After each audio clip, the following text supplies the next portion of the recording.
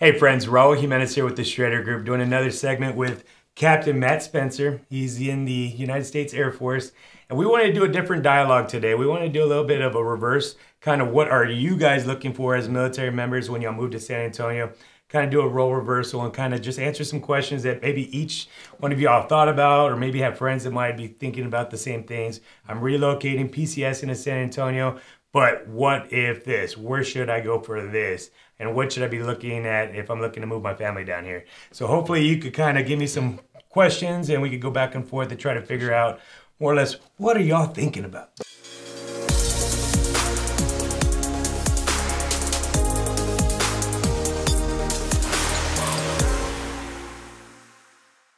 For sure. We have a lot of questions. Typically when we get a new assignment, we start thinking automatically about, okay, where are we going to live? What's that look like? What type of house? All these questions start running through our minds. So I guess the first question I would have moving here was, where do I want to live? Where do most military members want to live? And is there a why to that? Sure. So I would think from our conversations that we do about 45% military business. So that could be from rentals all the way to purchasing their first time home, their second home, third home, whatever it may be. But what we found is the commute, I think, is really important. Is there a highway system? Is there any entertainment? But I would say, and you might be able to check me right here, about 20 minutes plus or minus is a pretty good range. I think that's a safe bet. Okay. Yeah. So with that in mind, we're looking at 1604 big loops, 35, I-10, 281, those kind of, big veins, if you will, with our highway systems. But probably the northwest side, Commerce area is typically where people settle in because there's a lot more new construction out there. And you can get, for military, I could only imagine you want a newer house, something that's under warranty in case something happens or your spouse is at home, they can call somebody and get it fixed. Sure. But that's pretty much what we're looking at, like the biggest area for movement here. You touched on a really good point there. Newer with a warranty is huge because especially if one of the spouses is going to deploy, right, that leaves one of the spouses there and everything breaks when you deploy. So yeah, that's a big one. Thanks for mentioning Absolutely. that. What are some of the average prices that you see military members across the board maybe paying for homes, and are those prices falling in line with our current basic allowance for housing? Yeah, so that's a loaded question to a certain degree because, we could be talking about rentals or we could be talking about purchasing homes. I can tell you right now, San Antonio is running about $367,000 price per home on average right now, which equates to a VA, if you did the math, probably within $2,000 to $2,400, just depending on what side of town, what the taxes look like, and all those other benefits that tie into one of those notes. But as far as the rental market, it's a tough world. Apartments are $1,900 right now. The average house is about $2,100. So when you think about putting that money into something, getting your landlord, taken care of or somebody else, it's really hard to think, well, if I just put a little bit more, and if you're getting this basic housing allowance, it only makes sense to get something of your own. That way you can, leave a legacy for your family. For sure. I agree. Another thing, probably the second question that comes up is always about schools, or it's about where do I want to live if maybe I have an EFMP member in my family, an exceptional family member. Or kind of explain a little bit about how the school districts work here and also maybe the medical facilities. Sure. So we have a lot of medical. We have probably 3 different zones: the Stone Oak, the medical center, then downtown. They're starting to build another one on the west side, and I believe we have a smaller one on the northeast side. But nonetheless, we are very big, heavy into the medical fields, and I think that's a plus because we have the VA down here, and so a lot of people retire down here because of those benefits. As far as our education, we like to think we're always top tier in everything that we do in San Antonio, but education in particular, because we are a metro that's gaining 96 people a day to our area. So that allows us a couple things. Number one, we get the tax revenues, but we're also getting the new technologies, the newer schools, the bigger schools, elementary, middle school, all the way to high school. And then we got tons of, college out here as well. We got UTSA, we got Texas A&M San Antonio, Trinity, Incarnate Word, my alma mater. And then there's just so many different, I guess, remote systems that we have here as well. So that's definitely a plus. But at the end of the day, I think it all just comes down to everyone has a specific need, and if you are looking for something, like you said, the special needs through the EFMP, I believe I got it right, there's a lot of different hubs depending on what the needs are, and that's what's really, really good about San Antonio. Not only do we have charter programs and charter schools, but we also have the availability to meet people's needs based on every situation. I like it. That's a great answer. And you touched on one thing as well, college as well as schooling for your children. Right. Because a lot of our military members are continuing education. Sure. They want to enroll in some of the college courses. So it sounds like they could do that in the same district maybe as their children are going to school. Oh, 100%, 100%. And everything's pretty local. I mean, we have major highways that connect to almost every major university, which is really nice. I know traffic's always an issue for military families, but if you got on one side, let's say Commerce area to UTSA, you're probably looking at about 25 to 30-minute drive, normal traffic, nothing crazy, except for when they're doing construction. Or it's raining in San Antonio because we don't get rain and we don't really know how to, drive with puddles of water everywhere. So talk a little bit about traffic, commuting times. We touched on it a little bit earlier. That's a big one as well. I myself, I don't want to be in the traffic, but some of my brothers and sisters in arms that work on the base that I do, they want that 20 to 30-minute drive because it gives them a decompression time. Okay. And they work stressful jobs. They work jobs that are high tempo, and that gives them an opportunity to decompress before they get home to their families.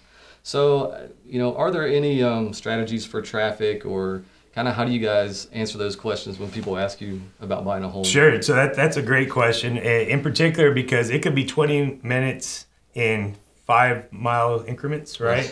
Or it could be 20 minutes, 20 miles. I mean, so it just really depends on where you want to be, proximity. If you're going anywhere central, San Antonio, like coming from outside, going inside, you're going to see some traffic times. Normally between our typical 6:45 to about 7:30, 7:45 is kind of our peak in the morning. And then in the afternoon, we're probably looking at about that 4 to 5:30, 6 o'clock, depending on what highway you're on. We're always under construction because we're growing so fast. So if you're on something that's under construction, we plan to be, a little Band-Aid, 2 years and it'll get better, I promise. Right. So switching gears just for a second, I want to talk about some of the planned unit developments. I think that can be a big draw for our military families because it seems like you have so much in one spot to enjoy. Can you talk a little bit about that and if those opportunities are there for our military? Absolutely. So we are in Texas, and everything is bigger in Texas for a reason. We have a lot of master plan, like you had mentioned.